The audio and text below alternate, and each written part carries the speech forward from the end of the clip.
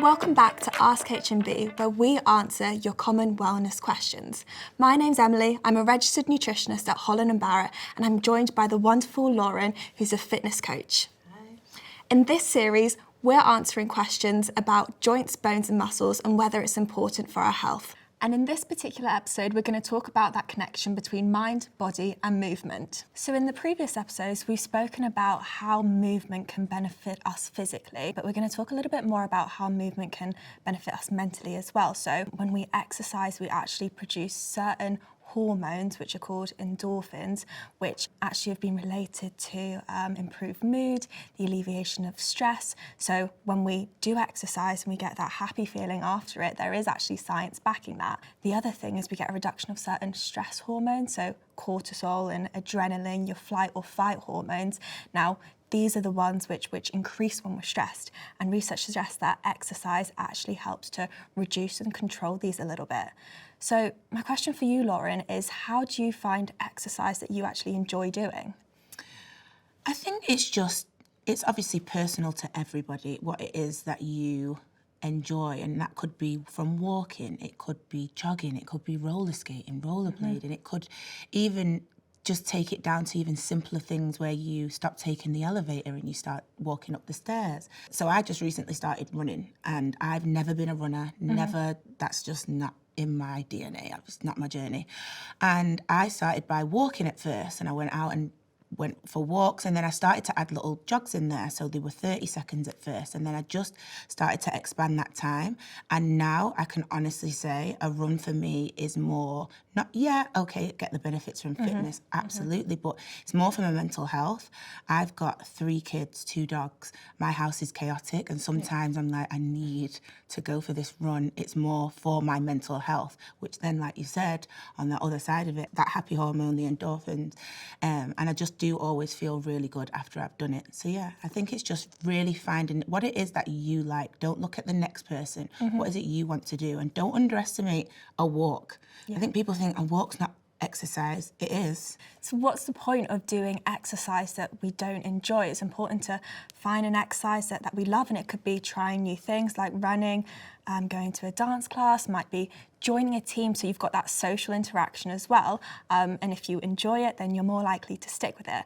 I think going back to the running that you do and things like that, it was about putting in those small and attainable goals and rewarding yourself once you do it. So starting with walking, gradually building up. Would you say that made it more achievable for you? It meant that you were able to sort of get to that point of running in the end? Yeah, and I think it also took the pressure off it. I think when people think of running, they think, oh my goodness, I'm going to be a marathon runner. When no, a run doesn't have to necessarily be a 5K. Some days I will say, right, and I'll set my little app and I'll think, right, I'm going to do 5K today. Then there's other days when I just think, right, I've got a free 25 minutes, I'm just going to run for 25 minutes. And in that 25 minutes, I might even only get 2K in it because I've walked a little bit of the way. It's just tailoring it to what you want to do, and also taking that pressure. I think that's what sometimes causes us to get stressed, and we struggle with it mentally because we put a bit too much pressure on the gym and having to look this way and having to go this way and have the right gym clothes on, and I sometimes will just wear an oversized t-shirt, a pair of leggings, some old socks, and it doesn't matter. It's not a fashion show. Just get out there, get it done. And I think if you can tie it into wherever it will fit in your schedule. If you're not a morning person, don't work out in the morning. If you're not an evening person, don't work out in the evening. I think just try and fit it into wherever you can fit it in. And I also think that when we think fitness, we think 2 hours workout or 3 hours of lifting weights and then cardio. It doesn't even have to be that long.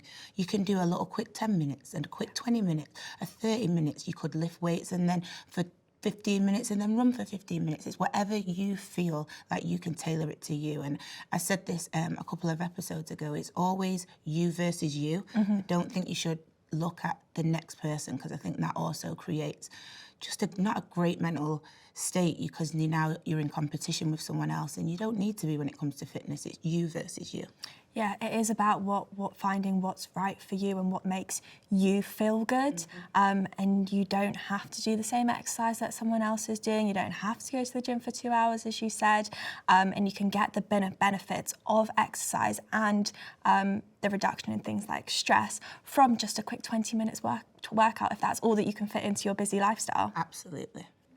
So that's really interesting that you've said that, because I find when I'm really, really stressed, I crave sugary foods, a full fat sugary drink, anything like that. And why is that? So one of the reasons that we've sort of looked at in research is, again, going back to these hormones again, those hormones like the adrenaline that increases within the body, the fight or flight hormone, what the body does is it's going into preparation for stress, because it might feel sort of as if it's been under attack. So one of the things that the body wants to do is it wants to make sure that it's got the energy to run away or fight or any of these sort of things. So that's why we crave high sugary foods, because they provide that quick release of energy. So even though the stress might not be related to sort of fighting a lion like it would have done in the olden days, it might be due to work, we still get the same reaction from the body. And then one of the other things as well is we get comfort in those sugary foods and the things that we consume. So when we go through periods of stress, it might be that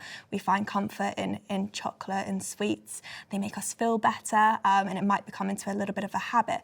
But I guess the important thing is that although it gives you that short-term fix, that quick boost of energy, when it actually comes to the long-term effects of those sugary foods and to sort of go about the rest of your day, they're very they lack nutrients. They lack vitamins and minerals. They provide a quick release of energy and then a slump shortly after. So it's looking at the ways that we can change our habits slightly to incorporate more nutritious foods that actually help us manage stress in the long term. So have you got any alternative healthier options to maybe chocolates or sweets that you like to have? So I like nuts is one of my healthy alternatives. I think especially as well for my kids. My kids love ice cream and things like that. So I try and instead of an ice cream, get like a frozen yogurt, trying to get those berries and the bananas and the blackberries and things like that, cherries, into their porridge in the morning. It's difficult some mornings.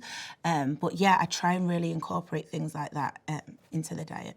Yeah, I would say it's also about finding those foods that still sort of hit the sweet spot. So one sort of snack that I like to have would be something like a bowl of Greek yogurt. It's got the protein to make you feel a little bit fuller, to sort of prevent craving food later on and maybe reaching for something a little bit sweeter.